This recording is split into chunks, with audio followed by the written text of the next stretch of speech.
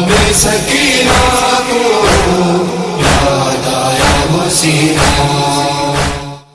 بسم اللہ الرحمن الرحیم۔ قائم ٹی وی کینیڈا سے میں کراچی اسٹوڈیو سے ذاکرہ منور زیدی آپ سے مخاطب ہوں۔ آج کیونکہ 13 صفر ہے اور آج کا دن بی بی سکینہ بنت الحسین، جن کو رقیہ بنت الحسین بھی کہا جاتا ہے اور جن کا روزہ شام میں موجود ہے، اور اصل بات یہ ہے کہ یہ وہ بچی ہے کہ جس کو حضرت امام حسین علیہ السلام نے اپنی دعاؤں میں مانگا۔ آپ نے فرمایا کہ پروردگار، آپ نے دعا کی کہ مجھے ایک ایسی بیٹی عنایت فرما کہ جس سے میں اتنی محبت کروں کہ میں اس کے بغیر نہ رہ سکوں اور وہ میرے بغیر نہ رہ سکے، اور پھر میں اس کو روتا ہوا بلکتا ہوا چھوڑ کر تیری محبت میں چھوڑ کر اسی طرح سے آ جاؤں، اور وہ تکلیفیں اٹھائے، یتیمی سہے، اور میں سب کچھ یہ قربانی تیری راہ میں دوں۔ اللہ نے اس دعا کو قبول فرمایا، اور جب حضرت امام حسین علیہ السلام کربلا کے میدان میں آئے، اچھا اس بچی کا لاڈ ایسا تھا کہ جس وقت ان کی ولادت ہوئی ہے تو حضرت عباس علیہ السلام کو آپ نے بلایا کہ عباس آؤ اور میرے اس بیٹی کو گود میں لو۔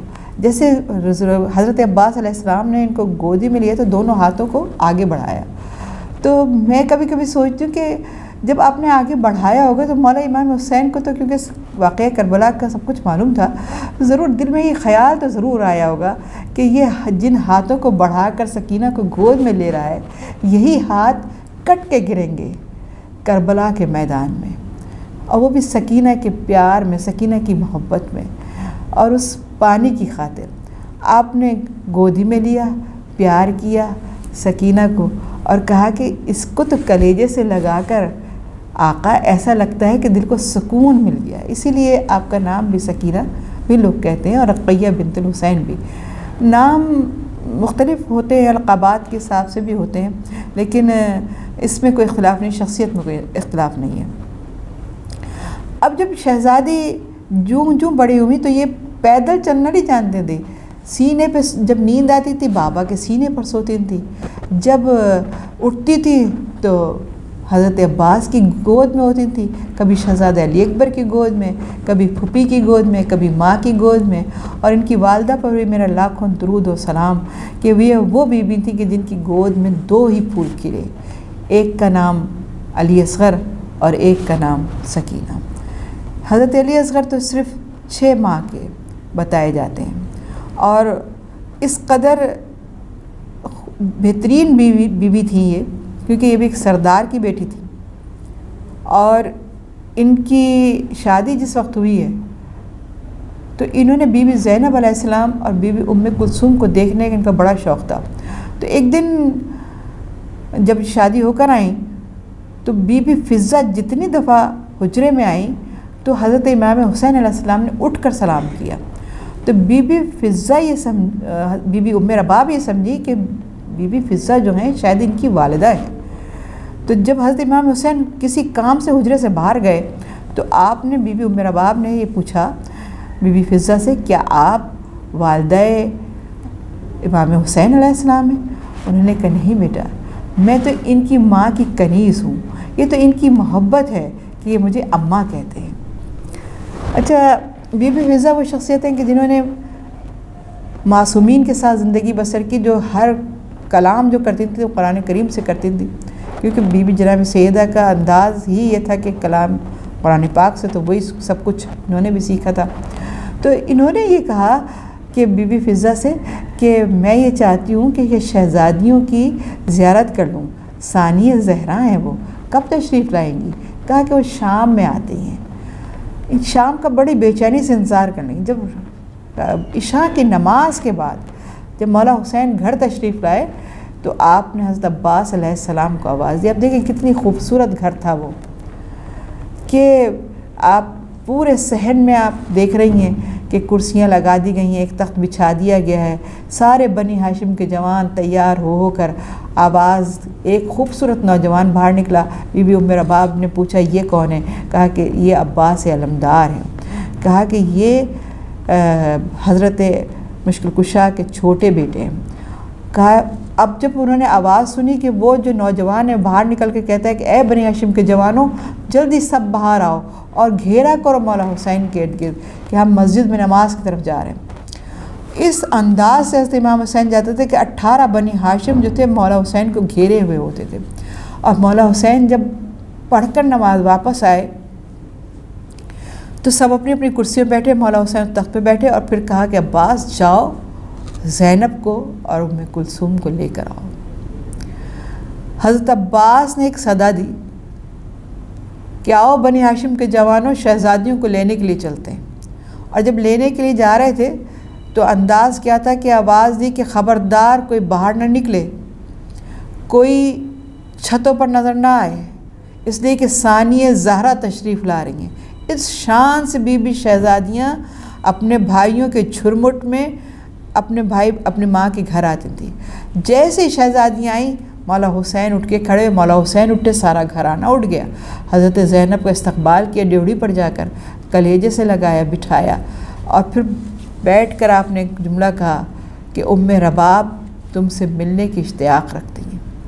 اور جب آپ ان سے ملی تو اتنی زور سے پیار کرنے لگیں اور کہنے لگی کہ میں آپ کی مشتاق تھی، کہ میں دیکھنا چاہتی تھی کہ ثانیہ زہرا کیسی ہیں۔ تو شہزادی کہنے لگی کہ تم نے ہم سے اتنی محبت کا اظہار کیا، کہا کہ آپ کی محبت میرے رگو پے میں پیوست ہے، میں بہو بن کر ضرور آئی ہوں، لیکن میں چاہتی ہوں کہ میں کسی طرح پیچھے نہ رہوں۔ اور یہ حقیقت ہے کہ بی بی ام رباب نے حق ادا کر دیا کہ میدان کربلا میں جب شب عاشور تمام بیبیاں اپنے اپنے بچوں کو تیار کر رہی تھیں تو بی بی اپنے بیٹے شہزادے علی اصغر سے رو کے کہہ رہی تھی کہ علی اصغر تم تو اتنے چھوٹے ہو کہ تم تو میدان میں نہیں جا سکتے، کاش گھٹنیوں کے بل ہی تم چلے جاتے۔ اور تاریخ یہ لکھتی ہے کہ ان کے بیٹے کو باب الحوائج کا درجہ دیا۔ اور میں آج ایک بات بتا دوں کہ یہ وہ ہستی ہے کہ اتنے علی اکبر، شہزادہ علی اکبر جیسا حسین کوئی جوان نہیں تھا، کہ شبیہ رسول بھی تھے، میدان کربلا میں گئے، لیکن کسی نے یہ نہیں کہا کہ حسین کے کلام کو قطع کر دو، کسی نے یہ نہیں کہا کہ منہ پھیر پھیر کے رونے لگے ہیں جلدی سے اس کا کام تمام کر دو، نہیں، لیکن یہ وہ شہید ہے۔ باب الحوائج اسی لیے کہا جاتا ہے کہ جب ان کو جب جانے لگے تھے تو بی بی کہنے لگی کہ آپ آقا لے کے تو جا رہے ہیں، کیا پانی مل جائے گا علی اصغر کو؟ اور تاریخ یہ کہتی ہے کہ اگر مچھلی کو پانی میں سے نکال دو اور زمین پر ڈال دو تو وہ پہلے تو تڑپتی ہے جب تک اس میں طاقت رہتی ہے، تڑپنے کے بعد وہ ساکت ہو جاتی ہے اور آسمان کی طرف دیکھتی ہے۔ شہزادے علی اصغر کا وہی حال تھا کہ اتنی بھی طاقت نہیں تھی کہ اپنے آپ کو جنبش دیتے، لیکن جب حل من ناصر ینصرنا کی صدا لگائی مولا حسین نے تو اللہ جانے کہاں سے طاقت آ گئی کہ اپنے آپ کو اس جھولے میں جس میں تھے اپنے آپ کو گرا دیا۔ اور مولا حسین نے جب آ کر اٹھایا ہے اور بی بی نے ایک جملہ کہا کہ تھوڑی دیر کے لیے علی اصغر کو مجھے دے دو، بس علی اصغر کو لے کر گئی اندر، ایک نیا کرتا پہنایا اور اتنا روئی اپنے چھوٹا سا چہرہ علی اصغر کا اپنے آنکھوں کے قریب کر کے کہ اس چہرے سے، اس پانی سے، اس آنسوؤں سے چہرہ دھل گیا۔ چہرے کو صاف کر کے کہا علی اصغر جب تم شہزادی کے سامنے جاؤ نا، میدان قیامت میں کہہ دینا کہ ماں کو شرمسار نہ ہونے دینا، کہہ دینا کہ پانی نہیں تھا ورنہ میں پانی سے نہلا دھلا کر آپ کے حضور میں بھیجتی، بارگاہ الہی میں بھیجتی، میری طرف سے تم تحفہ ہو اللہ کی بارگاہ میں، اور مجھے سرخرو کرنا اور دیکھنا سیدہ کے بیٹے پر آنچ نہ آنے دینا، علی اصغر تم چھوٹے ضرور ہو۔ مولا حسین لے کر چلے، جب جانے لگے تو شہزادی سکینہ کی محبت دیکھیے، بھائی تھا نا چھوٹا سا، تو شہزادی سکینہ کہتی ہیں بابا آپ پانی پلانے لے جا رہے ہیں لیکن دھوپ بہت ہے، آپ ایسے کریں اپنی ابا کا دامن ڈال لیں۔ آپ نے اپنے ابا کا دامن ڈالا، فوج یزید یہ سمجھی کہ شاید قرآن لے کر آ رہے ہیں، ताने देने लगी, ए हुसैन तुम अब कुरान लेकर आ रहे हो, अली अकबर जैसा जवान नहीं रहा, अब्बास जैसा जवान नहीं रहा, अब कुरान लेकर आ रहे हो। जब उन्होंने ये ताना दिया अपने अबा का दामन हटा दिया। शदीद धूप अली असगर के चेहरे पर पड़ी। एक मर्तबा जब फ़ौज यजीद के जो लोग थे जिनको पता ही नहीं था, ये देखकर रोने लगे ज़ारो कतार के, इतना छोटा सा बच्चा। आपने कहा अगर तुम्हारी निगाह में मैं गुनाहगार हूँ तो ये छोटा सा बच्चा तो कसूरवार नहीं है। जलती हुई ज़मीन पर, जलती हुई रेत पर लिटा दिया अली असगर को और कहा आओ इसको मैं दूर हट जाता हूँ, तुम पानी पिला दो। क्या तुम साहिब औलाद नहीं हो? जलती हुई रेत पर बच्चा तड़प गया। ये देखकर फ़ौज यजीद रोने लगी। उमर साद ने आवाज़ दी, हुरमला जल्दी से तीर चला, कतल कर दे हुसैन के कलाम को, इससे पहले कि हमारी फ़ौज में बगावत हो जाए। और फ़ौजी कहने लगे, हुरमला तू तीर न चला, इतना छोटा सा बच्चा है, तेरे पास तो बहुत बड़ा तीर है। तीर इतना बड़ा था कि बच्चे का वज़न कम था, तीर का वज़न ज़्यादा था। 3 उसके अंदर चाकू लगे हुए थे जो बहुत तेज़ धार थे। इतना बड़ा तीर जब चलाने लगा तो हुरमला खुद ये कहता है कि मैंने जब देखा उसकी खैमे की तरफ तो खैमे का पर्दा हिलने लगा। मैंने कहा कि इसकी माँ शायद दरे खैमा पर है, अगर मैं तीर चलाता हूँ तो बच्चे के गले पर लगेगा, इसकी माँ कैसे देखेगी ये मंज़र। तो हाथ कांपा गिर गया। उमर साद कहता है तू तो बड़ा अपने आप को तीर अंदाज कहता है, अली अकबर को तीर मारते हुए तेरा हाथ नहीं लर्जा, अब्बास पर तीर चलाते हुए तेरा हाथ नहीं लर्जा, इतने छोटे से बच्चे से डर रहा है, क्या हो गया तुझे? कहा मैं बच्चे से नहीं डर रहा, मैं ये सोच रहा हूँ इसकी माँ दर खैमा पर खड़ी है, वो जब तीर इस छोटे से बच्चे को लगता हुआ देखेगी तो क्या कहेगी? मेरी गैरत गवारा नहीं कर रही कि इतने छोटे से बच्चे को इतना बड़ा तीर जिससे शेर का शिकार करता हूँ मैं उसको मारूँ। कितने ऐसा गला होता है 6 महीने के बच्चे का।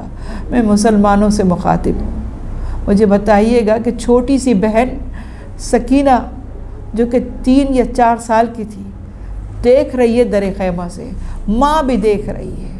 सकीना ने क्या कुछ ना देखा इतने बचपन में। बच्चे को तीर लगा, इतना बड़ा तीर था कि तारीख़ ये लिखती है कि अगर इमामत की ज़ोर से ताकत से मौला हुसैन शहज़ादा अली असगर को अपनी गोद में न दबाते तो वो तीर इतना बड़ा था कि शहज़ादा अली असगर को लाशें समेत पूरे करबला में घूमता लेकर। माँ ने भी देखा ये मंज़र, शहज़ादी सकीना ने भी देखा। किसी का लाशा लाते वक्त मौला हुसैन इतना नहीं घबराए जितना शहज़ादा अली असगर का लाशा लाते हुए घबरा रहे थे, बल्कि यूँ कहूँ कि अल्लाह की रज़ा को किस तरह से देख रहे थे कि 7 मरतबा आगे और 7 मरतबा पीछे ये कहते हुए चले, इन्ना लिल्लाहि व इन्ना इलैहि राजिऊन रज़न बिक़ज़ाए बिअम्रिही। अज़ादार शहज़ादी सकीना ने ये मंज़र भी देखा, भाई को कब्र में दफन होते भी गर्म रेत डलते हुए भी देखा और वो बच्ची तड़प गई, और फिर यतीमी का तमाचा खाते हुए भी देखा। आज तेरा सफ़र है अज़ादारो, जिस माँ की गोद उजड़ी अली असगर को करबला में 3 मरतबा शहीद होते हुए देखा, कि गले पर कब्र में से निकाल कर खंजर चलाते हुए देखा, और फिर उसी छोटे से बच्चे का सर नेज़े पर देखा। शहज़ादी सकीना ये मंज़र भी देख रही थी और अज़ादारो यतीमी का तमाचा पहला खाकर गिरते हुए पुकार कर कह रही थी, या चचा अब्बास, बाबा मुझे किसी तरीके से बचा ले। लेकिन अल्लाह की रज़ा में ये भूखी प्यासी बच्ची शहज़ादी में बीबी खातून जन्नत 18 साल की उम्र में ज़ईफ़ हो गई थी, कमर झुक गई थी, हाथ टेढ़ा हो गया था कनफस के दुर्रे की वजह से। मुसलमानों ने जुल्म व सितम जो किया था उन पर, मगर ये तो 4 साल की उम्र में ज़ईफ़ा हो गई। अज़ादारो जब 13 सफ़र को बीबी की शहादत हुई है तो बीबी को ऐसे शहादत नहीं हो गई, اتنے درے لگے تھے کہ بی بی کا جو کرتا تھا وہ زخموں کے اندر گھس گیا تھا اور زخم سوکھ گئے تھے، کرتا چپک گیا تھا۔ بی بی اتنی زخمی تھی کہ پسلیاں بھی ٹوٹی ہوئی تھیں۔ اللہ جانے وہ بچی کیسے زندہ رہی۔ اتنے تماچے لگے ہوئے تھے کہ مولا سید سجاد فرماتے ہیں کہ جب کبھی میں قید خانے کے دروازے پر بیٹھتا تھا تو سکینہ میرے چہرے کو ٹٹول کر پوچھتی تھی، بھیا مجھے آپ کا چہرہ صاف نظر نہیں آتا۔ میں نے پوچھا کہ سکینہ تمہیں صاف کیوں نہیں نظر آتا؟ کہا اتنی زور سے شمر نے مجھے تماچے مارے ہیں کہ میرے رخساروں کی جتنی رگیں تھیں وہ سوج گئی یا ٹوٹ گئی ہیں، اللہ جانے مجھے کیوں آپ کا چہرہ نظر نہیں آتا صاحب۔ اب پھر پوچھے تھے یہ پرندے کہاں جا رہے ہیں؟ اب پھر جب میرا مولا سید سجاد فرماتے تھے یہ پرندے اپنے گھروں کو جا رہے ہیں، تو میری بیوی کہتی تھی کبھی بھیا ہم بھی اپنے گھر جائیں گے کیا؟ کبھی ہم بھی بابا سے ملیں گے؟ اس بچی کو یہ بھی نہیں پتہ تھا کہ مرنے کے بعد کوئی واپس نہیں آتا۔ یتیم بچی بابا بابا کہہ کر راتوں کو رویا کرتی تھی۔ ایک رات خواب میں جب بابا کو دیکھا اتنا روئی، زور سے جب اتنا روئی تو یزید کی آنکھ کھلی اور زور سے پکار کر کہا، یہ اتنا زور سے بچی روتی ہے، نہ دن کو چین لینے دیتی ہے نہ رات کو چین لینے دیتی ہے، اے شمر اس کا کام تمام کر دے۔ بس شمر کا یہ سننا تھا، اس کی تو شقافت اور بڑھ گئی۔ دروازہ کھول کر اندر داخل ہوا اور داخل ہو کر ننھی سی بچی کو پکڑا اتنی زور سے کہ ماں کی گود سے جب کھینچ کر اٹھایا ہوگا۔ میں تمام مسلمانوں سے ایک سوال کر رہی ہوں کہ جس کی گود میں 2 ہی پھول کھلے ہوں، ایک کربلا کی خاک میں جس کو پیوند خاک کر دیا ہو اور ایک چھوٹی سی بچی گود میں بچی ہو، اس کو بھی شمر نے کھینچ کر اس بری طرح سے کھینچا کہ پھٹا ہوا کرتا 1 سال میں کس قدر وہ کس طرح سے کھینچا ہوگا کہ سارا کرتا پھٹ گیا، اس کو کھینچ کر اور پھر تماچا مارتے ہوئے لے کے گیا۔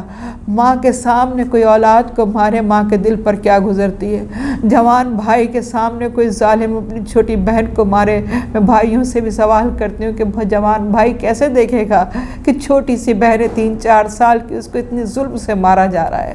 تھپڑ مارتے ہوئے لے کے گیا اور اندھیرے قید خانے میں، پہلے اندھیرا تھا اس قید خانے میں، لیکن اتنا اندھیرا تھا اس قید خانے میں کہ ایک بہت ہی پرانی بات ہے کہ جب میرے ساتھ ایک بہت بزرگ تھے، آج سے کوئی تقریباً 50 سال پہلے وہ گئے تھے، 50-60 سال پہلے، تو میں نے ان سے سوال کیا تھا، میں نے کہا ہم جو یہ روایت پڑھتے ہیں اور یہ روایت کتابیں موجود ہے، آپ نے کیا واقعی قبر کی زیارت کی ہے؟ کہنے لگے میں گیا ہوں اور میں اس قید خانے میں جب گیا تو جہاں پر اہل بیت اطہار کو رکھا گیا تھا تو کہنے لگے وہی اتنا اندر تھا کہ سیڑھیاں اتر کر نیچے جانا پڑتا تھا اور اتنا گھٹا ہوا تھا کہ میرا دم گھٹنے لگا تھا، جبکہ بلب بھی جل رہا تھا، پنکھا بھی چل رہا تھا، لیکن کہنے لگے اس کے باوجود میرا دم گھٹنے لگا۔ تو میں نے اس وقت بی بی کی قبر تلاش کی تو میں نے دربان سے پوچھا کہ مجھے یہاں شہزادی کی قبر نظر نہیں آ رہی۔ اس نے کہا کہ بی بی سکینہ کی قبر تو اور بھی اندر قید خانے میں۔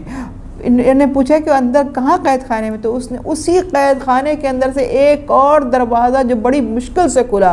جب میں نے اس قید خانے میں قدم رکھا تو کہتا ہے میں گر کر بے ہوش ہو گیا اور میں سوچنے لگا کہ جب میرا یہ حال ہے، یہاں پنکھا بھی چل رہا ہے، یہاں بلب بھی چل رہا ہے، تب گھٹن اتنی ہے، تو اس وقت جب کچھ بھی نہیں ہوگا، کتنا اندھیرا قید خانہ، 3-4 سال کی بچی کتنی دیر، کتنا لمحے، چند لمحوں میں سکینہ کا کام تمام کر دیا شمر نے۔ خدا کی لعنت ہو ایسے ظالم کے اوپر کہ جس وقت وہ بچی پکارتے رہی اماں مجھے بچا لیجئے، بابا مجھے بچا لیجئے، بھیا مجھے بچا لیجئے، ماں بھی تڑپتی رہی، پھوپھی بھی تڑپتی رہی، بھائی بھی تڑپتا رہا کہ ہماری بہن کو باہر نکال دے، لیکن وہ بچی پکارتے پکارتے وہی دم گھٹ گیا۔ بچی کی جب آواز نہیں آئی تو ماں نے تڑپ کر کہا سید سجاد اس دربان سے کہے میری بچی کی آواز نہیں آ رہی، کیا زندہ بھی ہے کہ نہیں ہے؟ لیکن جب مولا سید سجاد نے دربان سے کہا ہے دربان تجھ صاحب اولاد ہے، لیکن میری چھوٹی سی بہن ہے، ذرا سا دیکھ تو صحیح کہ زندہ ہے بھی کہ نہیں۔ لیکن جیسے ہی دربان نے دروازہ کھولا دیکھا بچی ایک طرف لڑکی ہوئی ہے، اتنی کمزور ہو گئی تھی۔ کسی نے مولا سے مدینے میں سوال کیا تھا مولا سب سے زیادہ مصیبتیں، سب سے زیادہ شہادتیں کربلا میں ہوئی، لیکن آپ از شام از شام از شام کہتے ہیں۔ میرا مولا کہتے تجھے نہیں معلوم کہ میں نے اپنی بہن سکینہ کو کیسے دفنایا؟ تجھے پتہ ہے میرے بہن کے ہاتھوں کی رسیاں کھل نہیں سکی۔ اس نے ایک اور سوال کر دیا کہ مولا آپ کے بابا کے لیے تو جنت سے لباس آ گیا تھا، آپ جنت سے کفن منگوا لیتے، آپ بھی تو امام تھے۔ مولا کہتے تجھے نہیں معلوم میری بہن کا کرتا زخموں سے اس قدر چپک گیا تھا کہ اس کو اتارا نہیں جا سکتا تھا، غسل و کفن دینے کی تو بات ہی کہاں تھی۔ میں نے ان ہتھکڑیوں والے ہاتھوں سے اپنے بہن کی قبر کھود کر اسی کرتے میں اس مجبور کو، اس بے کس کو، اس یتیم کو دفنا دیا کہ ہمارے پاس کچھ بھی نہیں تھا۔ اس امت نے وہ ظلم کیے ہیں کہ ان کے پاس بے کفن لاشا اسی طرح سے حسین کی یتیمہ کا دفنایا گیا، اس رسول کی پوتی کا کہ جس رسول نے یہ فرمایا ہے کہ یتیموں کے سامنے اپنے بچوں کو پیار نہ کیا کرو۔